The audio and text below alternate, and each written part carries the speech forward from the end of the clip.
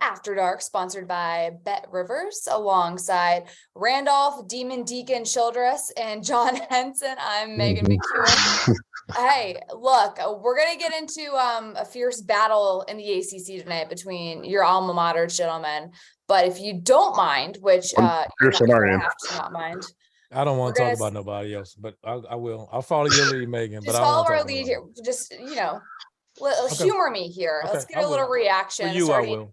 With the Big East. We have 10th ranked Marquette taking on 21st ranked UConn. Interesting matchup from a lot of different standpoints, starting with the fact that Marquette came into this game riding a 5-game win streak. But look, UConn threw the first punch and never looked back. RC, starting with you, what stood out to you about the Huskies? Their guard play. Their guard play has struggled mightily, and when their guard play struggled, they just look like a completely different team. This team tonight, their guards played like they did at the beginning of the year, when this team was as high as a top 5 team in the country. So when Hawkins and Newton and those guys play that way, they're just a tough out. We know we're going to get inside with Sanogo and Klingon and those guys. They play well. I mean, give them credit. I'm not down on Marquette. Marquette's still really, really good. They ran into a buzzsaw team that played as well as they've played all year. And give UConn credit. They needed it. They needed to respond at home, and they did. But the guard play was the biggest difference. Yeah, guard play was good. They came in the game focused. They looked ready. Marquette has won 9 out of 10. They're a top 3 Ken Palm offensive efficiency team. So this might have been a little just a game of regression, just a game that, hey, can't win them all. UConn was ready, but I still like them kind of being towards the top of the Big East, and that's what they're fighting for, a championship. So it's a fun game to watch.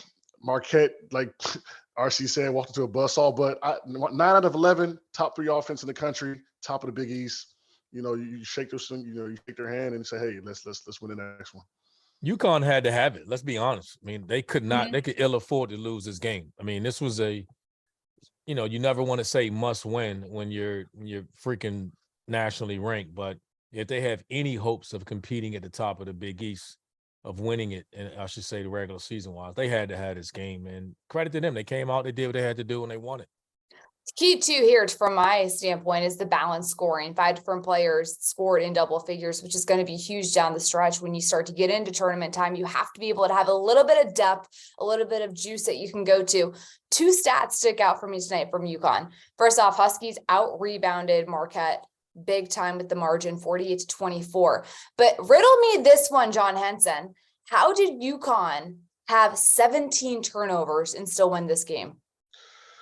Marquette didn't, they did not capitalize on those turnovers. They only made 5 threes, 5 of 21, 23%. Being a highly efficient offensive team, that's not going to help you. And then the guards, Hawkins had 20 tonight. Triple-double there and in there too. Newton, right? Newton had a triple-double. Yeah, Hawkins gets 20, Newton gets triple-double. You're not beating them boys. I'm sorry. So it's one of them nights. I thought one of the most underrated stats was out of the 31 field goals, they had 20 assists. Yeah. Like that was big. The ball was moving, it was flying. It was just finding guys. Listen, when we talked about it, when UConn guard plays well, their guard stunk for a while there. They struggled mightily. And as they struggled, the team struggled. And tonight they made shots, and we'll see if they can consistently keep this up. They've shown us what they're capable of. When they're really, really good, this team is really, really good. And when they're bad, they're disappointing. So if they can get consistent play out of those guards, then, this team could be back in the top of the Big East. Right now, they still got they got a ways to go. Which is funny because it wasn't too long ago when we were saying, is UConn the national champion? Right, the national favorite, no doubt. And that's how it was. I want to take a moment to talk about Marquette. It's interesting. Tyler Kolek, I think, has been pretty consistent throughout this year, and he's such a prolific scorer. I love watching him play from that standpoint, a facilitating standpoint. But Marquette seems to struggle when Cam Jones struggles. Like when he's not scoring at a consistent rate, it seems to really hurt them. He was only 5 points tonight, 1 for 5 from 3. Do you see that being an issue, having some inconsistent guard play as well for Marquette? John, starting with you. Yeah. I think that's Cam Jones. They go as their, they go as their guards go in a sense. And they're a really good offensive team. So when you don't get that extra oomph from a guy like Cam Jones or Kolek, it's tough to recover. And they get after it defensively too. So it was kind of a plethora of things tonight. Just kind of a bad game for them. Really, I think I love Marquette. I didn't. I think it's one of them you can't win them all games. Can't overreact. They're sitting right at the top, 11-3 at the Big East. Like RC said, it was a must win for UConn almost because they dropped a little lower. Because UConn's got to worry about this NCAA seeding, in my opinion. They're going to make the tournament, but you don't want to have to see like a Alabama or someone, second, in the final 32. You don't want to see a team like that. So they've got to work on just getting quality wins in the seeding part, because if they see those big dogs early, it's going to be tough to run through the tournament at a high level. I mean, they're a team that's built to, you would think originally, to make a deep run, and they fell off the face of the earth. It felt like now they're starting to play with a level of desperation and defending. But like we talked about, it's just their guard play. When their guards play, they may not play as well. You can't expect 20 in a triple dub. That's not going to happen. But again, Hawkins is playing better lately, so expect them to do that. But Marquette, throw the film away. They just didn't. They tried to change defenses, tried to go switch to the 3-2 zone. Nothing worked. They just seemed to step behind tonight. They just look uncharacteristic of the way Marquette has played all year. So I'm not going to think too much of it. I don't really have anything negative to say about Marquette. I'm not down on them. It's just one of those games on the road. UConn road wins are hard at any level. Mm-hmm. And when you're playing against one of the better teams in the country and a ranked opponent in a game that they had to have, that'll probably be the theme of the night. There's a couple of teams that we can say that about tonight. And UConn's, figuring out you have to start strong now if you're kind of in their position, which they were able to get out to a strong start. And now they've won 4 or 5. So good news for Rob Doster's team. Let's move on to the Big Ten. Rutgers, IU. Indiana wins this one by 6. It was a 3-point game at the half. Let's talk about Trace Jackson Davis for a moment. He's been putting up monster numbers as of late. 20 points, 18 rebounds tonight. He had 25 against Purdue. He had 31 and 15 against Michigan State. RC, why has he been so freaking dominant? He's just good. Like, he's, what is funny? We'll say this. If it wasn't for Zach Edey, he might be the front runner for Player of the Year. Yeah. I mean, outside, I'd say Jalen Wilson. He and Jalen Wilson would be the 2 guys that would split my vote if it wasn't for Zach Edey. I just think it's his. I don't think anybody else is close to it. I think the improvement, I thought he was a good passer. I think he's even improved in that area. I think the biggest thing he's done is he used to be just a heavy left shoulder 100 out of 100 times. Now he's getting more comfortable turning it back over his left shoulder, going back, turning up, pivoting the other way, playing on the other block, which is a big way. He's a lefty, so he's always going over his right shoulder. Now he's going over his left shoulder a little bit more. And I think it's teams were still playing him. Now he's spinning off of it. I think he's quicker than people give him credit for, and he's just a freaking animal on the glass. I mean, I don't know how you keep him off the glass. His second jump is really quick. I think he's a dominant player that has a chance that when we talked about when Xavier Johnson comes back, this team has a chance to make a deep run. Yeah, he's been killing. He's been killing lately. I kind of look at him and see how he played before. And, sometimes when you play basketball, you play against a guy, you see a guy like when he figures out how strong he is or how much stronger he is in these guys, then he's going to the game's going to change for him. Right. And that's literally what's happening. He's like, all right, these dudes cannot handle me. Like RC said, he made a crazy left spin dunk because they're playing so hard on the left. So he's just figured it out. He's like, all right, I'm bigger, stronger, faster than these dudes. The passing he had a dime on the fast break. Like he's coming into his own. And I hate that Edey is such far and away kind of the front runner because it would be a fun matchup to see them kind of maybe meet down the road before just to see play against each other. But I mean, there's 8 of 14, he was efficient, 18 rebounds, 6 assists.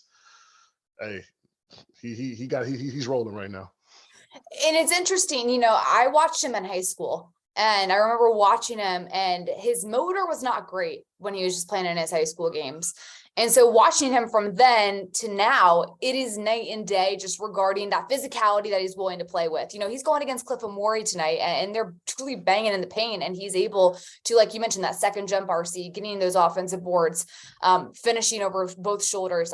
I'm really impressed with how much he's grown and how much harder he's playing.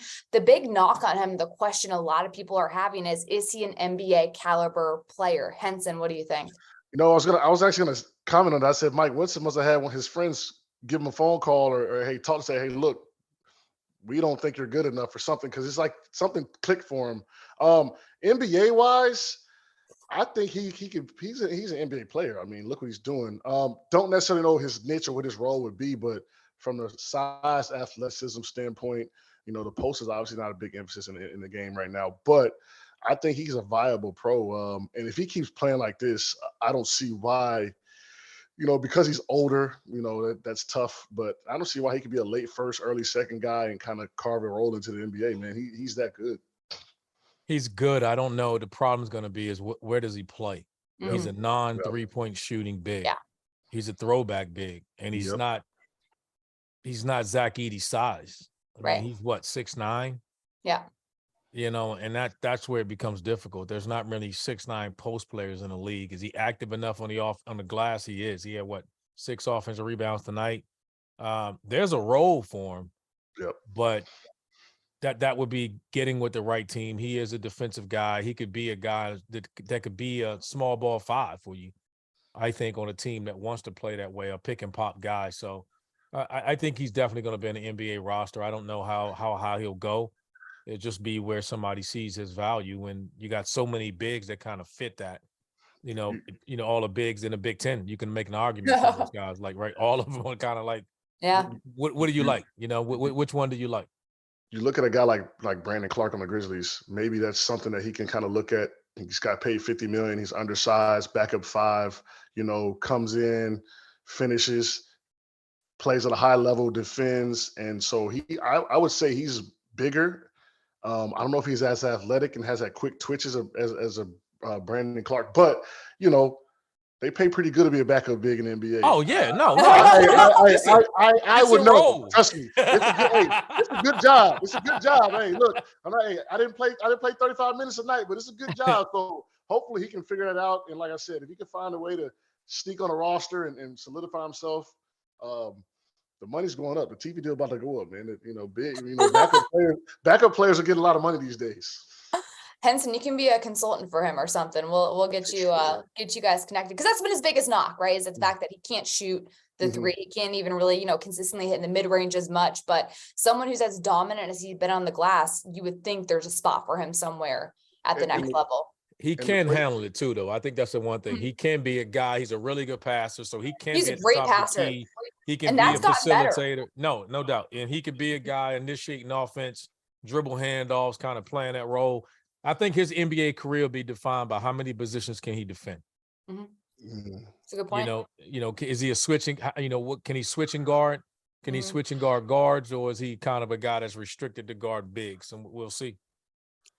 I'd be remiss if we did not discuss my favorite team in the Big Ten, Rutgers. Caleb McConnell goes 1 for 12 tonight. Not only does he go 1 for 12, but he took bad shots, RC, and it was at inconvenient times in the shot clock. It was early. They were contested. He was missing wide open, bunnies. What was the deal? Was it just kind of an off game, or was he? I thought it was just a physical Big Ten game about 2 teams that play hard. Again, it's not a game I thought anybody was going to play. The best player on the floor played like the best player on the floor, and was a difference in this game. That's really it. Everybody else was there and played hard. I thought everybody played hard. Indiana was flying around defending their ass off. Rutgers do that they're going to do that if they don't do anything else. So they're going to defend. They're going to play tough. They were right there at the end, but the difference was just Trace Jackson Davis.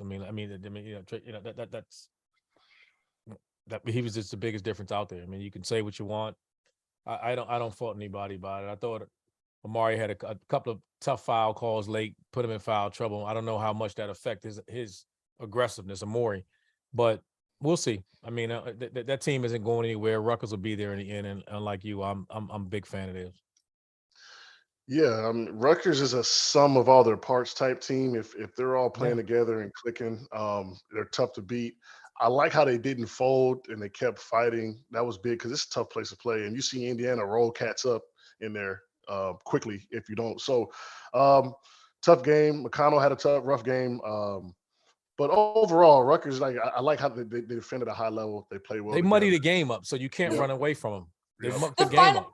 the final score was still 66-60. Like, it's not as if Yeah. this was a high scoring affair by No. any means.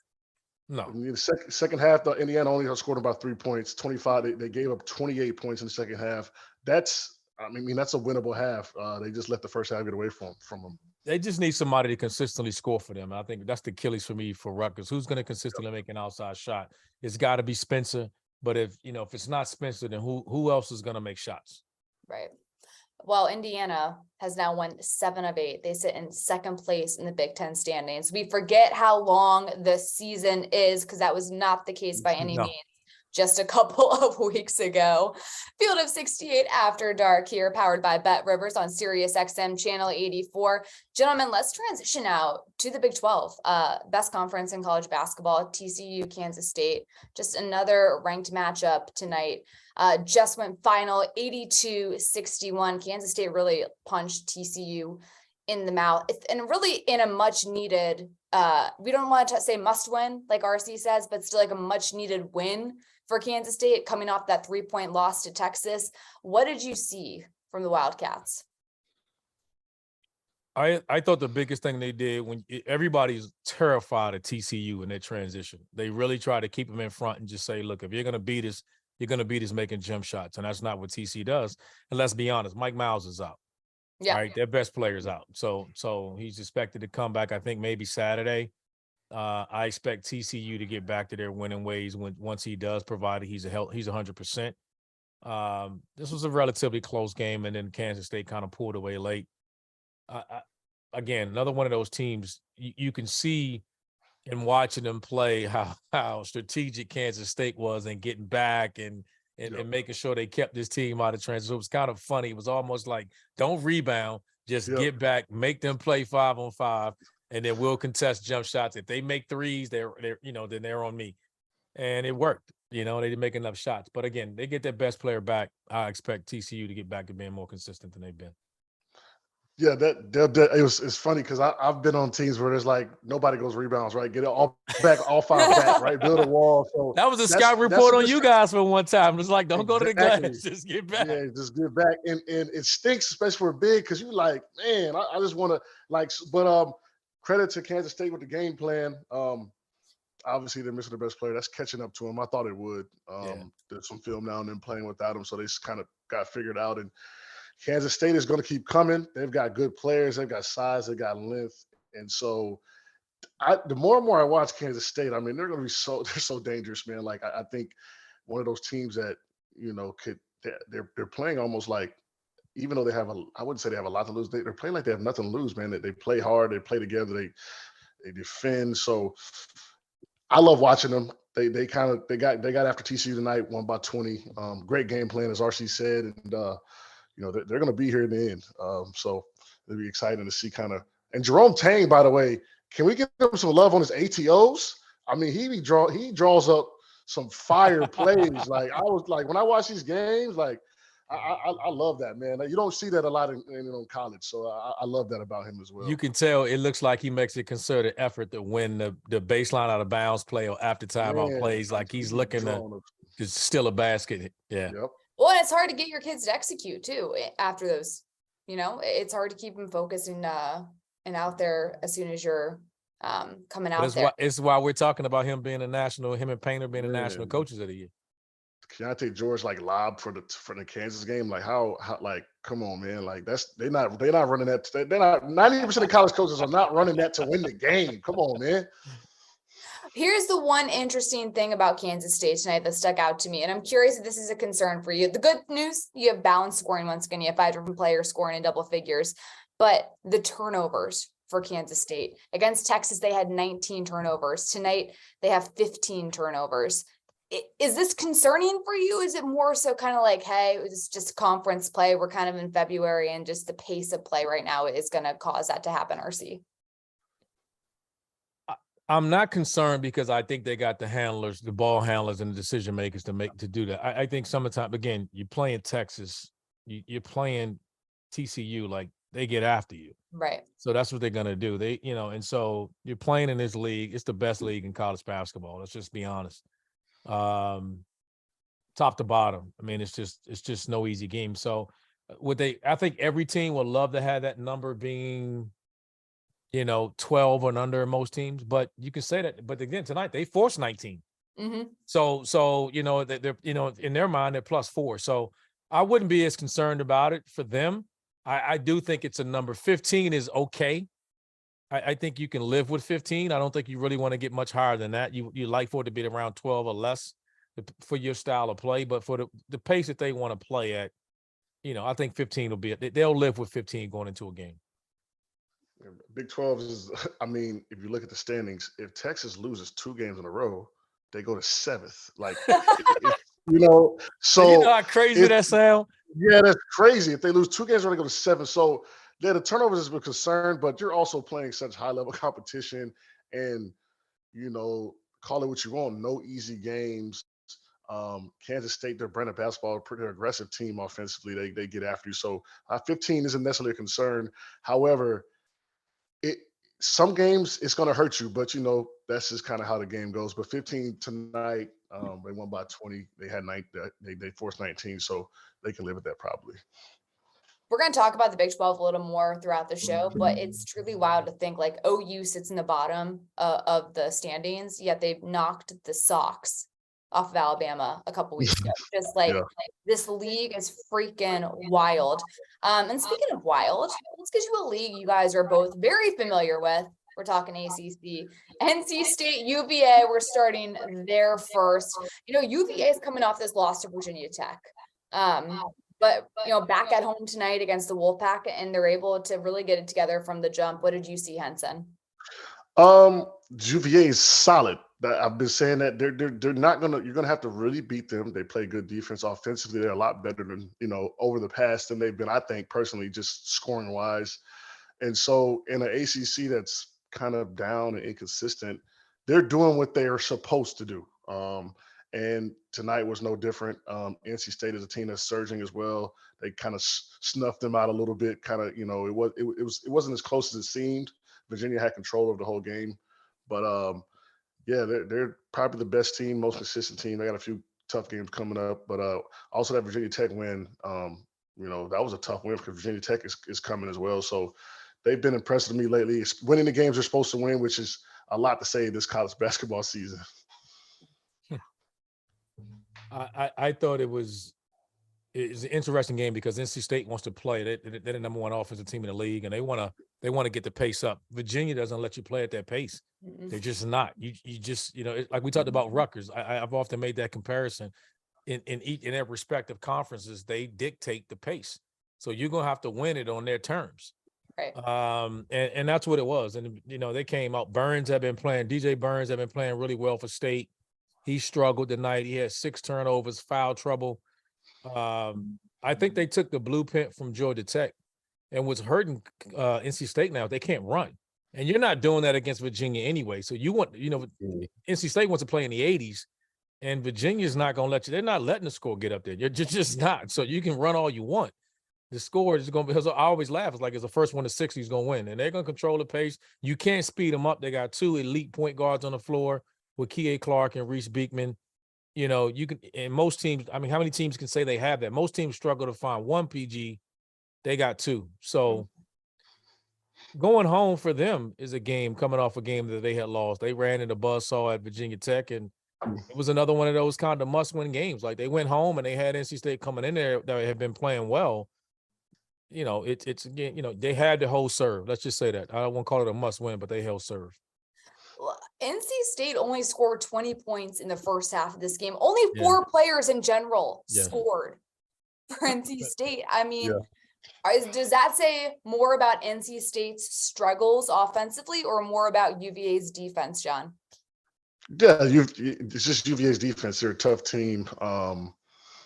Even when I played, I hated playing them because it was going to be like 60 to 57 or something, and then we didn't want to score that. We were trying to get buckets, so we knew it was going to be a tough, long game. Wait, hold on. that's Before because you continue, what specifically did you hate most about the defense? Like, what was the hardest part of going against it? Because they doubled his ass every time he touched they it. doubled down the post, and they made you play defense for the whole shot clock. Now, look, I'm gonna be honest with you. This Virginia team now, they're a little more offensively competent than the previous. At least when I was there, like, if you let Virginia get on you, they'll shoot you out of there. But yeah, it was just you got to play, 20, 30 seconds of defense. Yeah. And then on the post, they're No going one to wants double to do that. down and you got to move the ball. And this is a long and, when you let a team stick around that you're supposed to beat, then all of a sudden a couple possessions go the wrong way. So that's what they do. That's what they've been doing. They had a rough year last year, but this year they're back on track.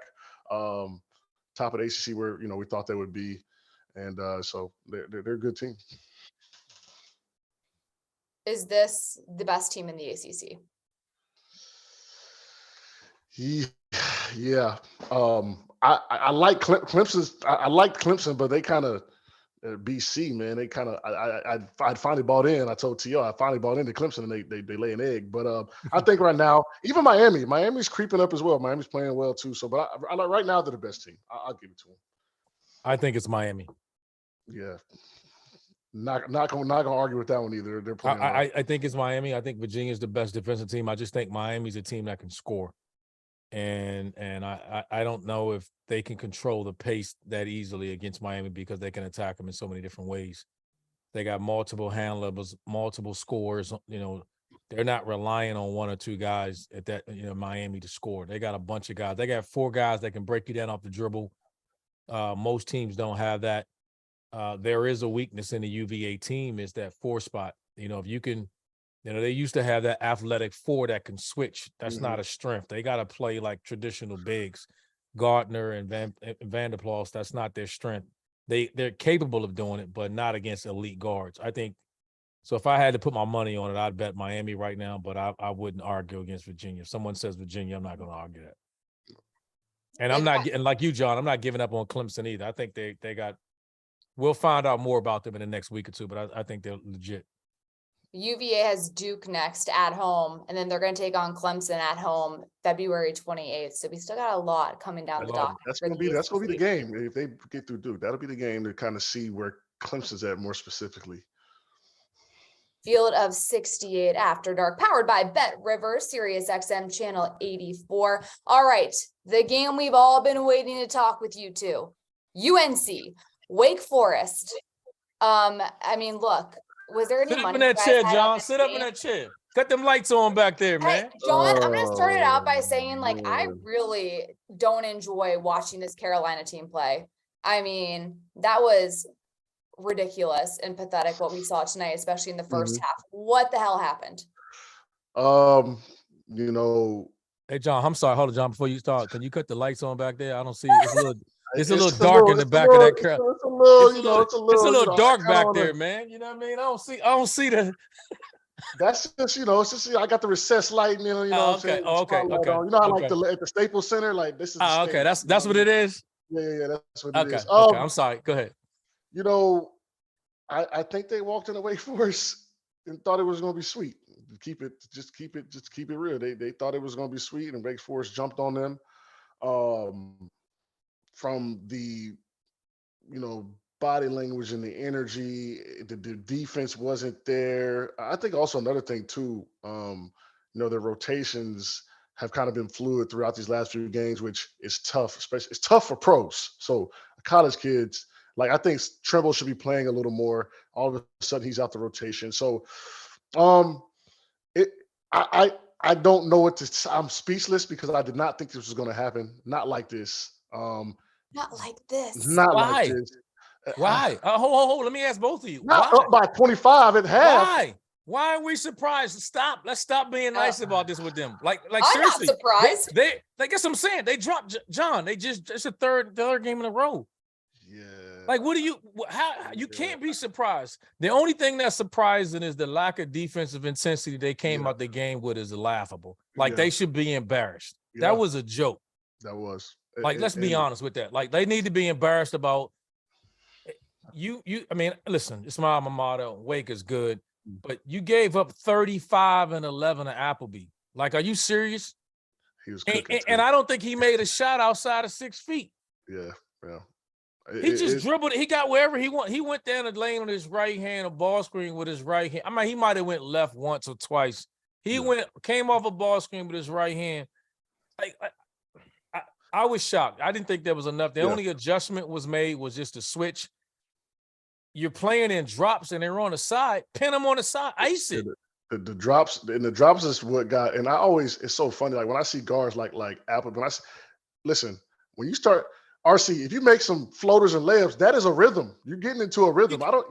So when I see that type of stuff and like, oh well, they're dropping and like if you hit a couple floats now, now he playing like he smiled like it was I'm disappointed. I don't know what to say. It's necessarily as a team because I am a fan of an alumni. You know that they kind of were a little listless tonight early, and then once Wake Forest got rolling, as most college teams at home do, you're not coming back. And towards the end, I guess, I mean, maybe they feel a little better about themselves, but it was never in doubt.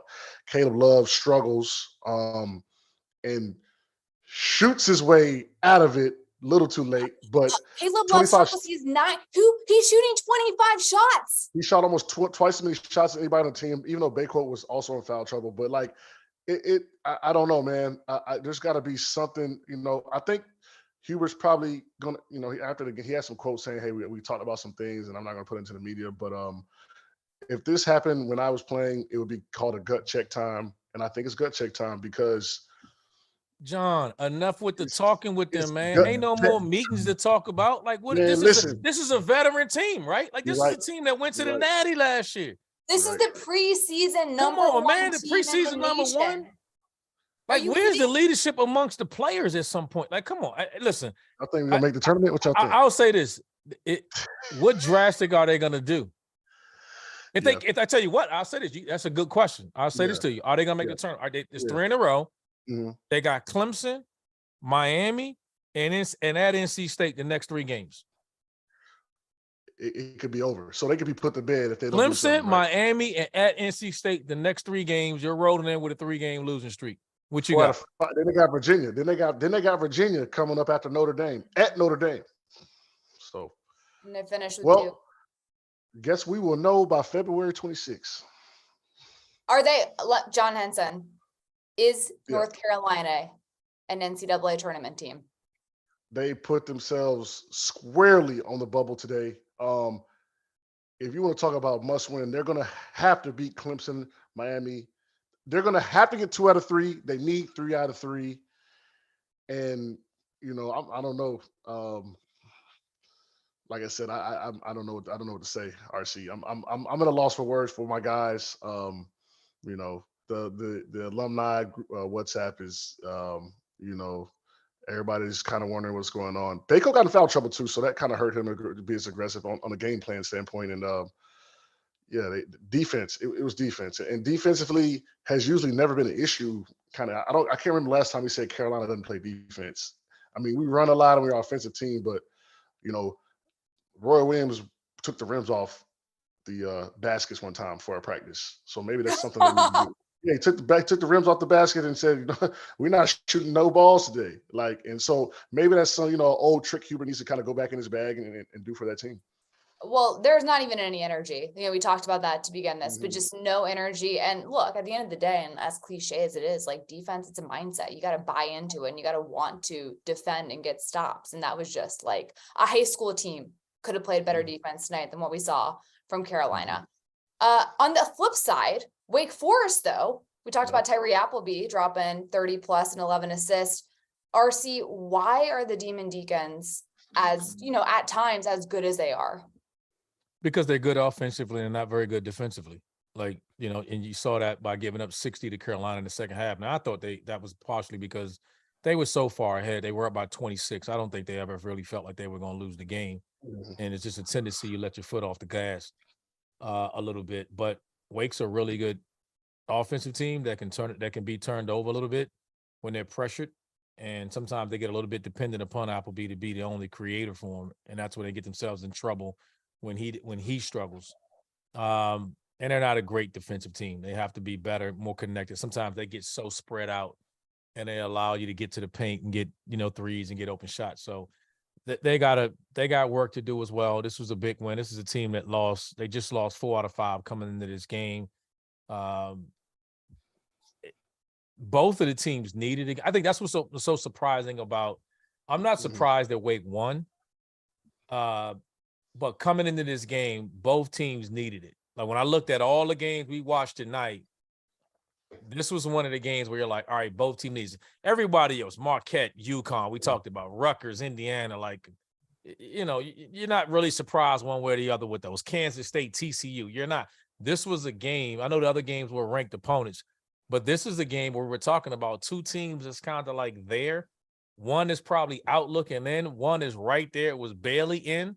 Mm-hmm. I don't know how's that changed right now, but that team had no energy to it. And I know I read a press clip and Hubert said they had a meeting in the back. They talked about it in the locker room and whatever it was. This has to be the lowest point of Hubert Davis' tenure there in the last year and a half. Like they had 2 bad losses. Matter of fact, Wake was a part of that. Wake blew them out last year. It was Miami and Wake blew them out. They had 20-point losses.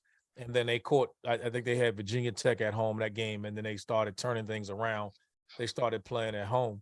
The bottom line with this team is what they have not shown this year is playing outside the Dean Dome. They have not played very successful outside of that.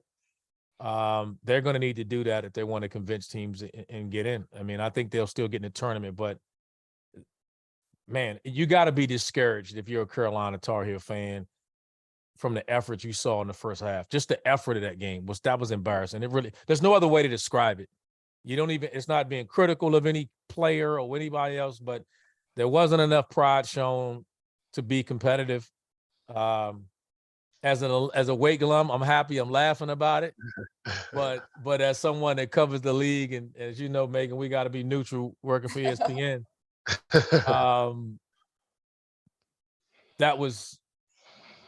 There's something going on. There's something's missing. Something's going on, and we don't want to get in a rumor mill or whatever that you hear or whatever is going on. But they're not competing and playing together. Forget last year. Like throw everything out of last year. They're not even playing as well as they were. I was higher on them after they had lost 4 in a row. I defended them because I didn't think it was that bad. I was like, they lost to Alabama. They lost to Iowa State. They were leading in both of those games. Mm-hmm. Then you go on a road, traveling across the country to go to Indiana and lose in Indiana. Ain't no shame in that. Then they travel back. Then they lose at Virginia Tech, a healthy Virginia Tech team at that time.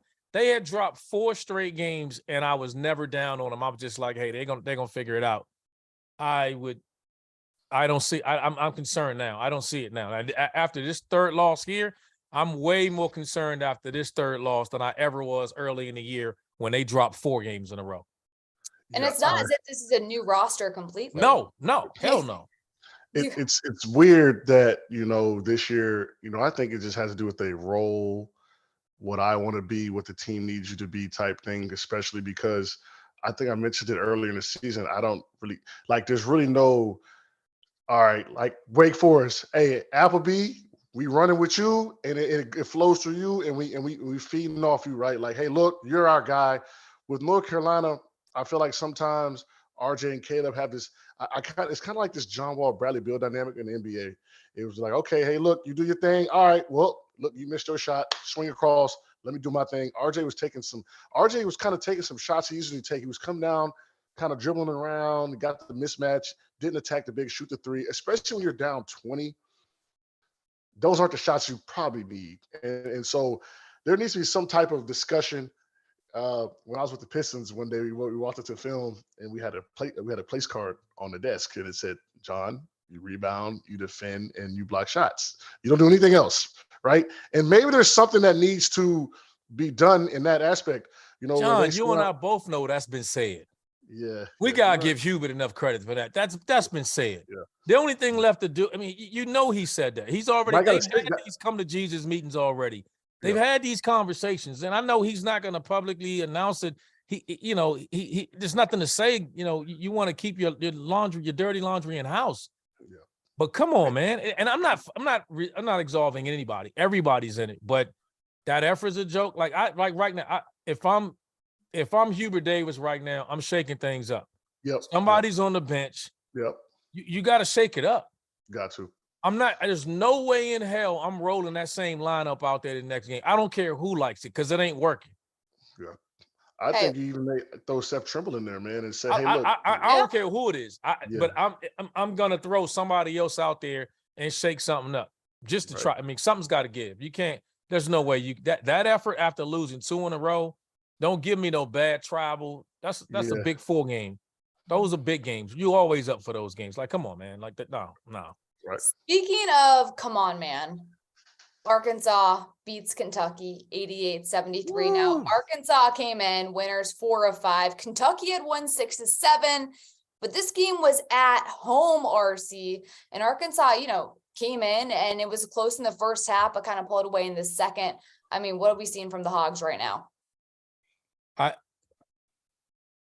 I'd be lying to you if I didn't say I was out on them because I just thought they had succumbed to so many injuries. Not that they weren't good enough, not that they were going to make the tournament. I just thought from a team that they went from a Final Four team, like their injuries and what they're going through is understandable. They're capable of games like this because they're super talented. Watched him in Maui, and we were all like, oh, damn. Yeah. We were all like, oh, my God, this team, we were debating on which one we thought from that Maui Invitational, like, hey, who do we think from here? Creighton, somebody's going to the Final Four. We were all like, man, these teams look like they're going to the Final Four. Yeah. They've been hit with the injury bug, and so I'm not, I think they'll make the tournament. I just don't think they'll be the final. I don't think they'll make it to Houston as we thought they would earlier. I think the biggest question is, if I had to say something about Kentucky, I think we realized that Severe Willer may not need to start, but he's needed on this team. Mm-hmm. They need his creativity, at certain moments of the game, and they needed it tonight. But the night was a high level, man. There was a lot of athletes on that court tonight. It was a high level game, and credit to Arkansas. I mean, there's a team, like I said, when they're playing well, they're a hell of a team. But, they just got hit with the injury bug. Arkansas shot 85% from the field at one point tonight in the second half. It's like came out and they couldn't miss, hitting everything. But on the flip side, Henson, when you look at Kentucky, this is a team, another blue blood on the bubble. Mm-hmm. You can't, if you're in the position they're in, you cannot afford to lose this kind of game at home. Yeah, right? and that's the kind of thing that shocked me because, for the most part, I mean, barring the Kansas, I mean, Kentucky – it's pretty good at home. But I think what Arkansas did tonight was the Mitchell boys was down there banging Tshiebwe around. It was a physical game. I think that's what they wanted to do, and it worked. He had 7 points, 7 rebounds. But overall, Kentucky they need more. They need more. They need people. They need more. They just need more, and they don't have it at the moment. And another team that's we thought, top 4, top 5 preseason team would come into the season is disappointing. But I like Arkansas for what's happened to them. They're fighting. Hey, they could beat anybody at any given time. So they're a team to watch, and they're kind of coming together a little bit as well. So it's good to see, them coming. They've got talent. I wish they had the Nick Smith Jr., but he's probably going to the draft. But if they had Nick Smith Jr. and a little more continuity, I think we'd be talking about them up towards the top of the SEC with the rest of the teams. Kentucky tonight, by the way, only, you don't have that depth. Only 7 players you're playing, and you just can't possibly fathom that Kentucky's going to be able to make a deep run in any tournament, SEC, let alone postseason, with that lack of depth. Speaking of the SEC, hello, Texas A&M, 83-78 over Auburn. Another team that really can't afford to have any slip-ups is Auburn. RC, what's going on? I've said it all year. Tell me who has Auburn beat? Northwestern. Okay. That's the only one I had ready for you. Yeah, that's All I got. I was waiting on All I something got else. for you. No, so listen. I mean, A&M's good. You know, at home, they've turned it around. They figured it out. They're playing much better. But I was never really that high on Auburn as a elite team. I think they'll make the tournament. They'll have a good season in the tournament. But I'm not. You know, they are what they are, and I'm not. And it's okay. They're beating the teams that they should beat. Mm-hmm. And then on the road, sometimes they're going to lose some games. But they're not a great team. They play hard. They're well coached. They're taking care of business against the team. They're going to avoid the quad 4, quad 3 losses. They're gonna sneak in and get some wins, and they're gonna be a good team. I mean, I'm not. That's not an indictment. I mean, on them for saying that. This isn't. You know, we know the kind of talent that they've lost. You just don't lose a Jabari Smith and a Kessler. You know, and then act like, oh, okay. You don't lose 2 first rounders and just come around like it's just nothing. Right. And so, I don't have anything negative to say about them because again, they're holding serve and they're beating the teams they're supposed to beat. Yeah, they're holding down essentially. I mean, they had a little blip where we thought they were going to do something, but they came back down to earth. And the A&M team is rolling.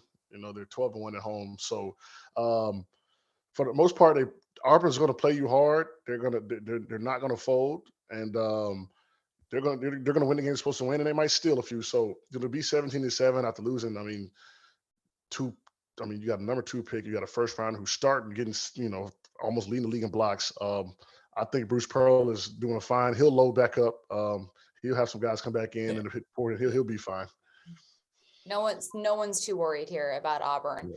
Field of 68 After Dark, sponsored by Bet Rivers, Sirius XM Channel 84, Randolph, Childress, John Henson, Meghan McKeown here with you. Gentlemen, let's talk about some superlatives. Starting with this question I have posed for you, RC, who is going to have a deeper run in the NCAA tournament, the Big Ten or the SEC?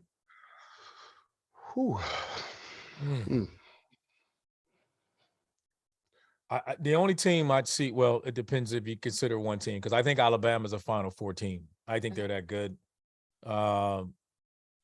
Tennessee can do some damage. I don't know if I consider them going to Houston because their inability to consistently make shots. They're as tough as anybody. They're as good as defensive team as there is in the country. I like them. You know, we talked about Kentucky, how inconsistent they've been. Auburn. I mean, I'd have to go Big Ten. If you're asking me now, I have to say Big Ten. I feel more comfortable saying Purdue. I think when Indiana gets healthy, they're going to be a tough out.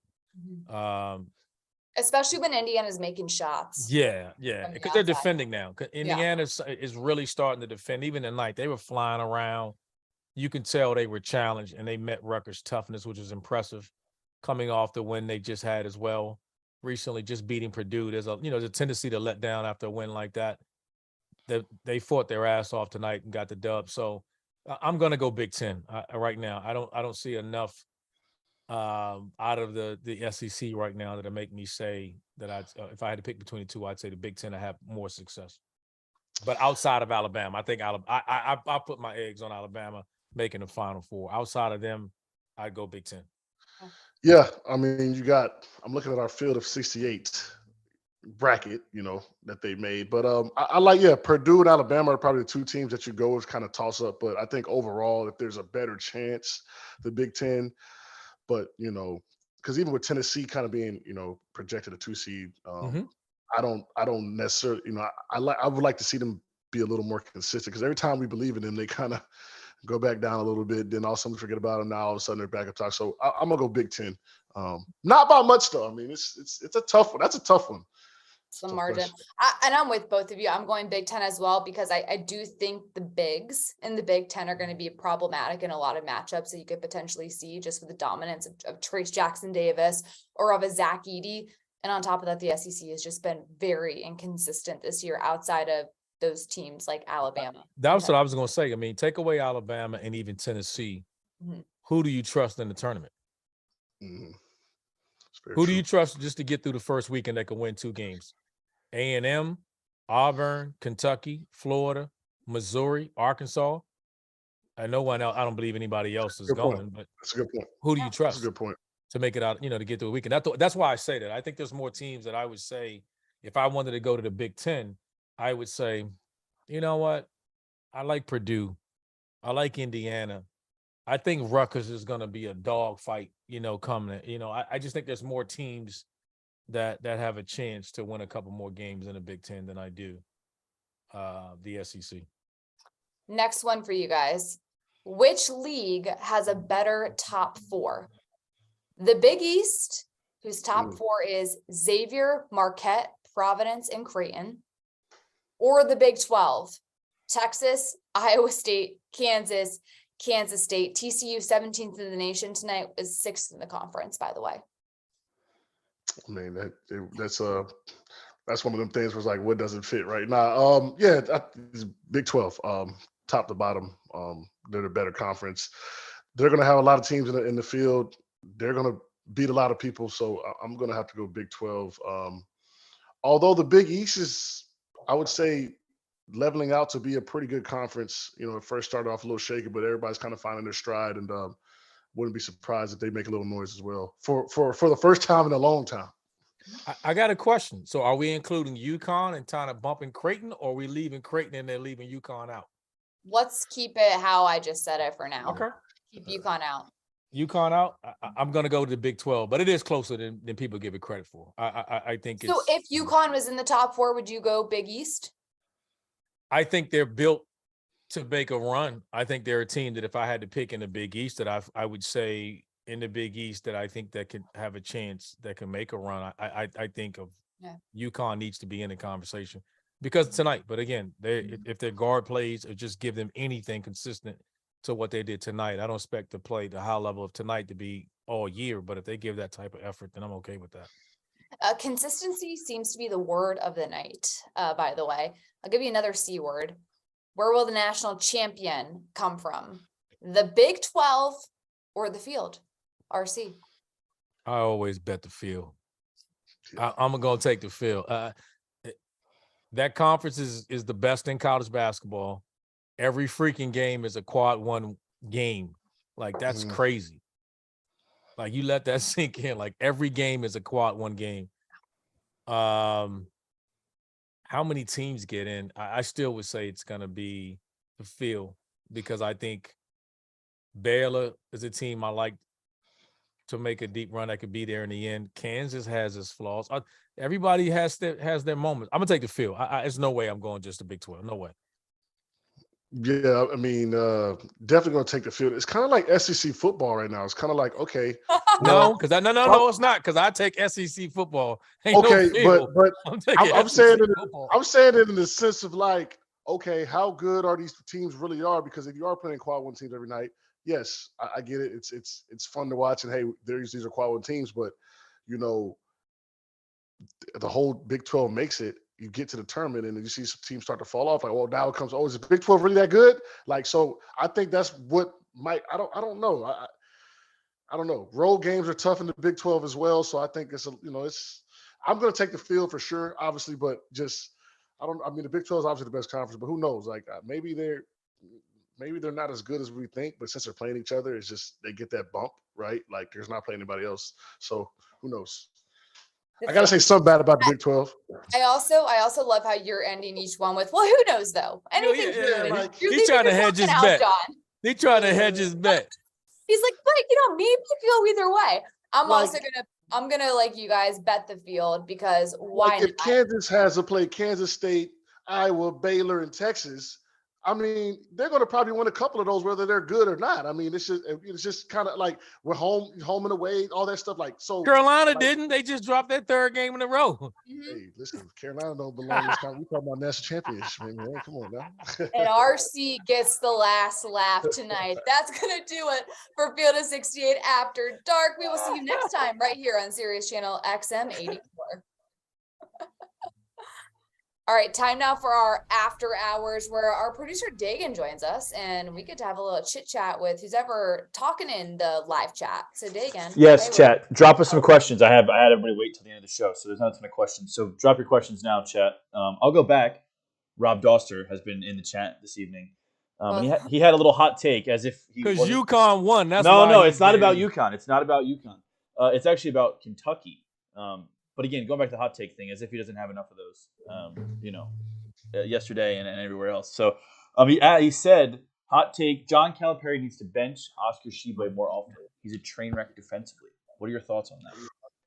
You know what? I was going to say this earlier tonight. I think that's part of what's happening with, we give those guys coming into this year, right? The two most popular big men we gave was Oscar Tshiebwe and Armando Bacot. Mhm. And I don't know. There needs to be more effort.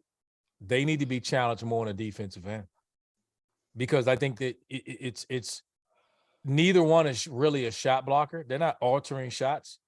And then you're sitting back in drop coverage and you're getting 8 a lot. They're getting 8 a lot. Mhm. So, you got to switch it up. I mean, I thought they should have maybe pinned them to the side, like pin Appleby on the side. They kept letting them use the screen, getting over the screen like every time. And I'm like, yo, like, what are we doing here? Like, let's figure this out.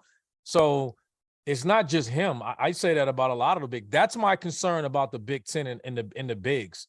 And when we talked about even, Trace Jackson Davis today, like, can you switch? Like, what else do you do if you're not a shot blocking, rim protecting guy? Mhm. Yeah, I mean, Toshiba's got to defend, and go to Carolina. They started off early in the season kind of up a little more to doing their regular hedge, but for some reason they've switched it up.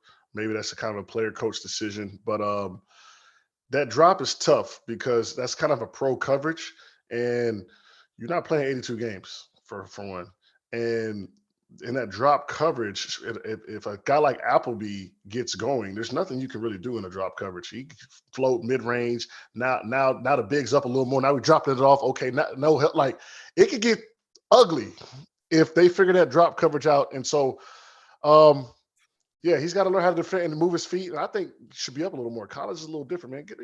Get up there, man. Slide your feet, man. Like, this ain't John Wall coming off the screen. You know what I mean? I think you'll be all right. So that's my take on it. Well, and on top of that too, if you're going to, not defend well, then you got to rebound the damn ball. Right. And for someone like him, he had 7 rebounds tonight, like that, for someone his caliber, he's capable of way more than that. So if you're not going to defend, you got to do something else. And they usually do that. I mean, I think they both usually rebound at a high level, but I also think they both consistently. Yeah. I think they because they're double figure guys rebounding. I just think defending the ball screen, like, that's everybody's game plan. Going into the game is just like late clock or early is often put in against UNC and Kentucky. It's put them in ball screen. I think it's one of the reasons why we're sitting here wondering where both teams been on the bubble. For sure. Good question, Rob Doster. Well, it wasn't really a question. It's more just his hot take, but fair enough. It's a hot take. I'm not going to say bench him, though. He- I tell you what, I would like for them to be up on the level of the screen and just drop. So a guard, just give your guard a chance to get back in front of the ball. Like, I don't care how good you are. If you just sitting in the lane and I just say you just figure it out and go over it, then all I got to do is twist it. If you get over it, make you come over it again. I just think at this level, the experience of the guard plays at every level is too good for that. Guard has to keep coming defensively. If you go be up to test the guard, it's tough on the guards. I love when I got the drop because the guards. The guards got to do all the work. Yeah, they got to do all the work. So if the guard is going to play like with Carolina, with how listless they've been playing, if you go tell those guys, hey, keep coming, challenge a shot, like, that's a tough task. And score me 20. You're right. All right, let's keep it rolling here with the questions. Who do you guys see as a dark horse team to make a deep March run? So we'll say, based on the bracket we just put out, we'll say from this 5 seed line down. 5 seed line down. Well, I don't have it in front of me. John has it. I don't have it in You front go. of me. You go. UConn. Well, just name a team that you think, RC, and I'll tell you if they're on. UConn would be a team. I don't think you'd have high, but I think they have a chance to make a deep run. Is that's they're on good? the 5 line? Maybe so you're Miami's made a run before. Miami's made runs before. Miami had number 6 seed on the bracket. They've made runs before. I wouldn't be surprised. They've been there before. Indiana, I guess, but we got to just see how they could look when they get healthy. But Indiana, those would be my 3. And I'd go Purdue. I think it's a team that could go deep, just because I don't know if there's many people out there that can guard Zach Edey.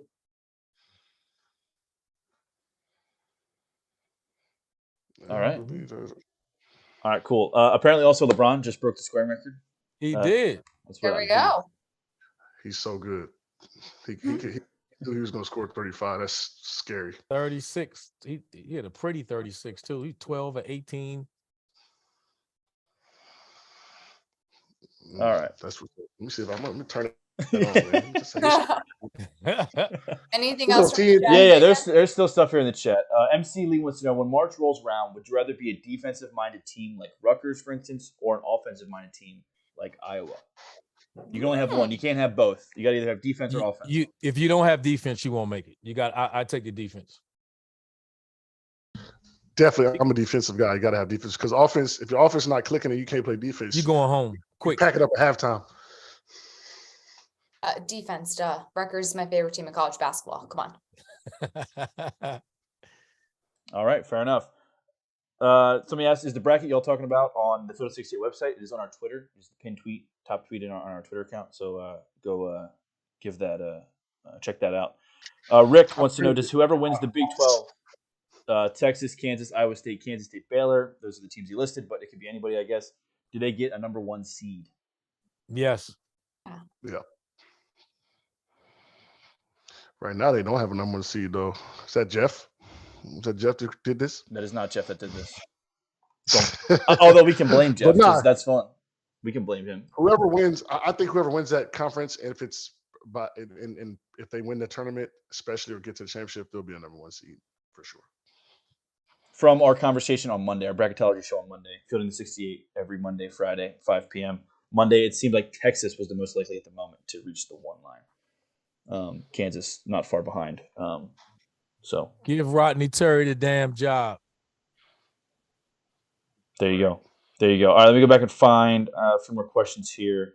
Also, Rob dropped another hot take in the chat. Creighton will win the Big East, or is the best team in the Big East. I can't remember off the top of my head. Wow, really? Thoughts on that? There you go. Discuss. No, I don't think so. You said Creighton's the best team? Creighton is the best team in the Big East, or will win the Big East. I can't go back. It's too far back to find it now, but it was one of those two. Same thing. I mean, technically it's the same thing. So. He just reiterated it in the group chat. Best team, he says. Best team. Let me pull this up for a moment. 2 months ago, we'd have never thought this at the end. Are you kidding me? We were thinking like, man, they just struggled, but Burner's back healthy, man, and he's a difference. He's a difference maker. Now the guards are playing better.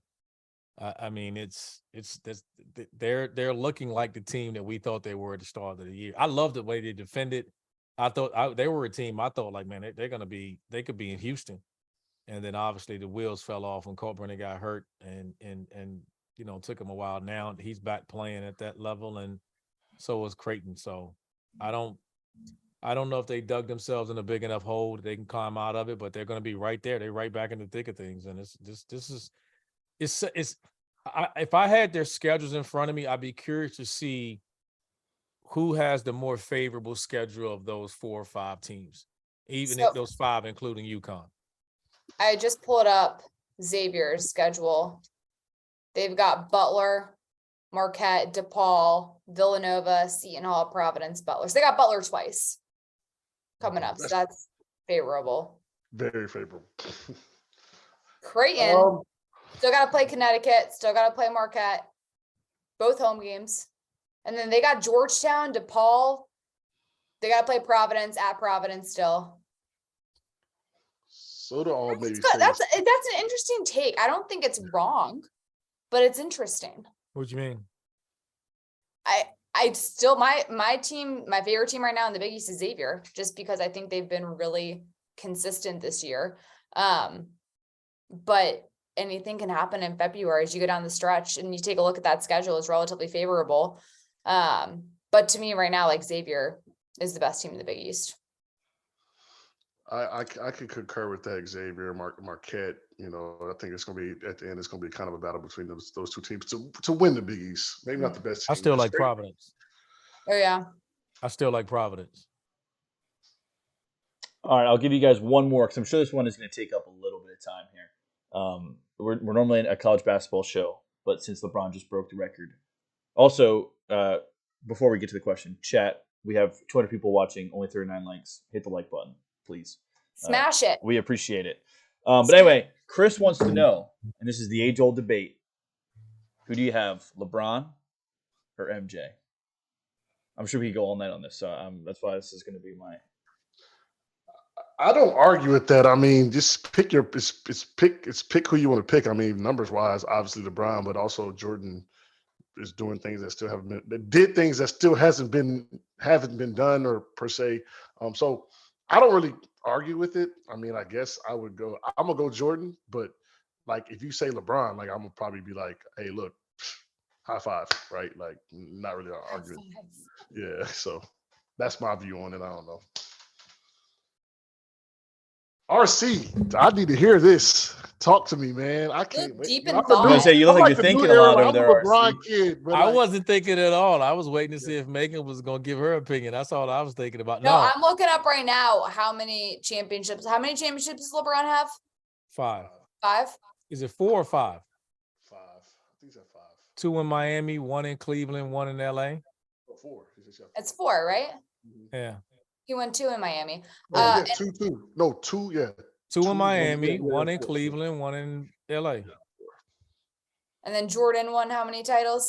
6. 6 I think it depends on what you value in your greatest player of all time. Do you value championships, or do you value having the highest scoring or scoring the most points of all time? Winning, I'll say this, winning matters. I think you got to take it all into context. If you're asking me, Jordan is the greatest basketball player I've ever played against, and he's the best basketball player I've ever seen. I'm not taking any greatness away from LeBron. It's like the game has changed. I'm not one of these old guys that is like, oh man, he couldn't have did this in our time. His ass would have been a bad mofo back in the day as well. 6'9", 250, no doubt. But I can also say MJ with no hand checking and everything else in his league would have been unguardable. So I don't really, I'm only going off of his highs, the domination of his highs. The numbers are the numbers, and the numbers, it's like being a passing quarterback now. If you're a passing quarterback in the NFL, you know, it is. Winning matters though. Mm-hmm. When it comes to greatness, winning matters. Like you got to be great enough to win. It's like people can make an argument. We're in such a numbers crunch. It's like people already anointing Patrick Mahomes is like the greatest quarterback ever. Like, shut up and get out of here, man. Like you got to do a hell of a lot more winning before you put him in that category, right? But no, I mean LeBron is there'll never be another one like him. He is right there in the conversation. I won't argue and jump up and down if someone says LeBron, but for me, for having watched and seen and he's the best that I'd ever seen. And then LeBron's right there, but I you can throw the numbers out, particularly because the eras and the styles and everything else are just totally different. It's comparing apples. As I wear a Jordan hat, I'm realizing, so I should probably go with Jordan. Although, like, I will say the one thing, anytime I talk about this, like, I wasn't old enough to watch Michael Jordan in his prime and like remember what he was able to do.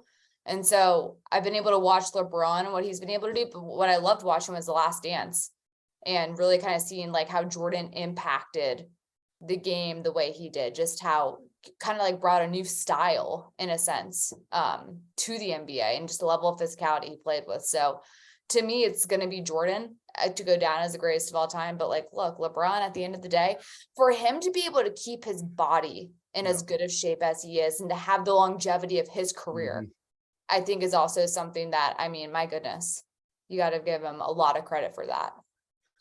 Yeah, I mean, why I said Jordan too is there's some records and there's some things he's done that still all these great players and all this offensive bias and all these new rules people still haven't done. So, Yeah. hey, LeBron's had the longevity aspect of it, right? But The hardest thing about Jordan to get people to understand is that if you just played against him, like God, I think I just saw something at the combine. I think one of the guards, it might have been Dennis Smith Jr., like tied his vertical jump.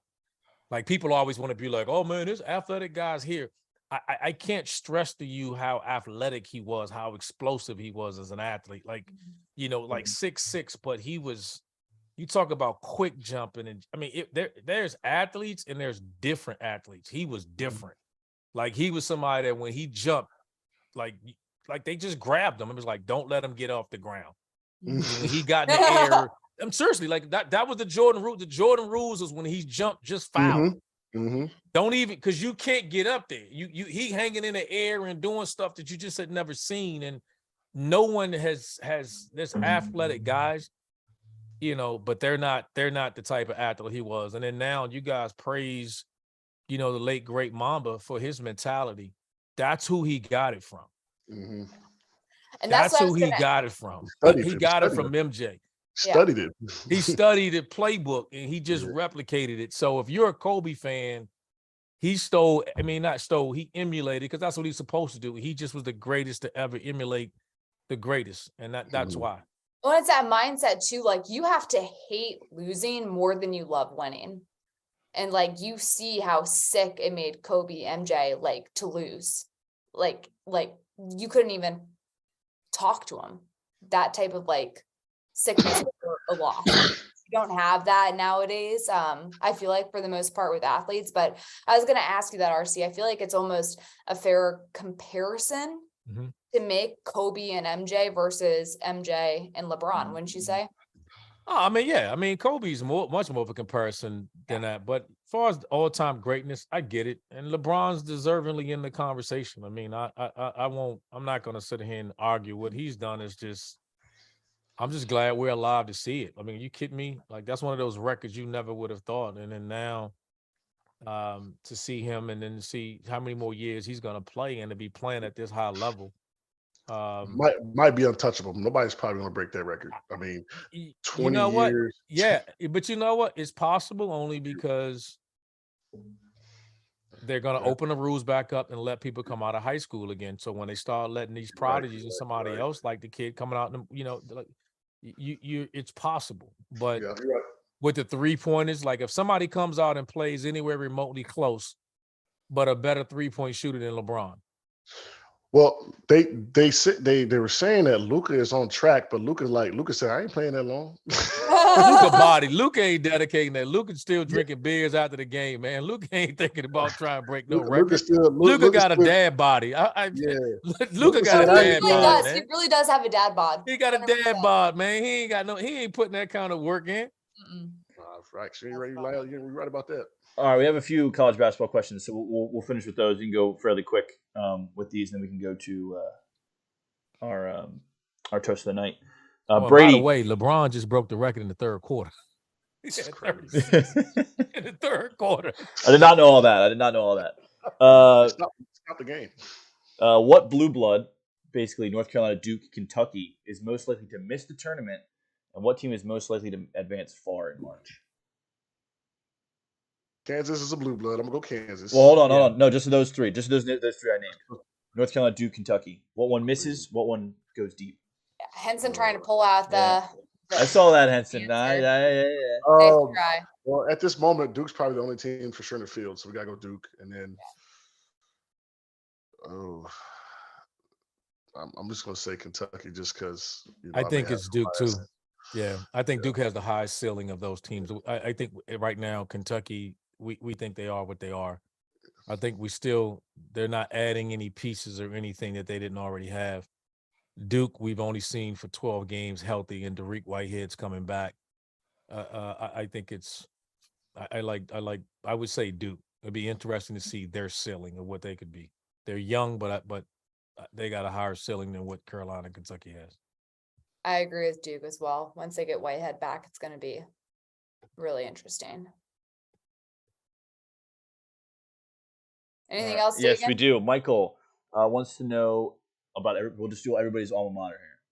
So we'll start with our seed. Our seed is Wake Forest make the tournament. If so, what seed? I don't think they get in. They're outside looking in now. They just dropped 4. They won their last 2. They got to win some games and finish strong. Win some games in the tournament. I think their out of conference schedule always catches them in the end. And like I said, they're 1-6 in quad 1 wins. I don't know how that gets you in. And then the question becomes, what quad 1 wins do they have left on the schedule? Right? I think they got Miami. Is one. I don't know if there's another. NC State, maybe. I think Miami and NC State on the road are probably their only quad 1 opportunities to win. So they're more outside looking in. Their only quad 1 games left are, you're right, Miami and NC State. Yeah. So Megan, we'll go to you next. Northwestern. The Cats, Yes. their Cats are getting in. I feel good about this.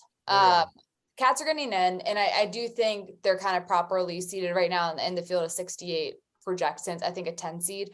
If they can piece together a couple of wins, like what they got coming up here. Like if you can, they're not going to beat Purdue, but if you can somehow find a way to No confidence to play, just with. I like your squad. I like them. I love my squad. I think they're gonna make it. I do too. I do. I'm just saying. With seed. I think they could be 10, or I could see them being an 8-9 somewhere if they're able to piece together some more wins down the stretch. Because I think they can. When Boo Buie and Chase Audige are scoring, they're really good. And I just think the best surprise has been Chase Audige has been a freaking great defender. And that's what's huge. I believe he leads the Big Ten right now in steals per game. So for them to really lock down defensively, like we said, you got to play defense to win some games. No, the Cats are in. I think they're going to be a 10 seed. Boo Booey. All right, Henson, your turn.